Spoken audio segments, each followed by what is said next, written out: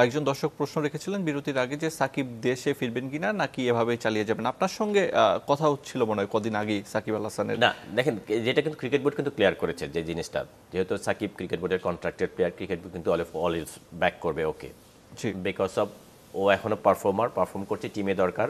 আমরা পাকিস্তানেও দেখেছি অসাধারণ পারফর্ম করেছে, টিম উইনিং মানে ম্যাচ জেতার ক্ষেত্রে ভূমিকা পালন করছে এবং নেক্সট সিরিজও আছে। স্বাভাবিক ও গিয়েছে, কিন্তু খেলতে গিয়েছে, কিন্তু ইংল্যান্ড আমরা সবাই জানি খেলতে গিয়েছে, ওখান থেকে সরাসরি ইন্ডিয়াতে জয়েন করবে টিমের সাথে।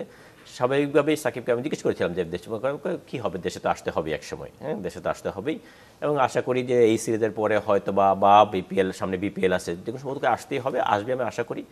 এবং এই যেটা হলো আইনগত দিকটা, তো এটা আইনগতভাবে চলবে, এটা তো হয়তো বা এখন পর্যন্ত সাকিব তো ওর নামে একটা কেস হয়েছে, ও তার অপরাধী বা প্রুভেন অপরাধী না।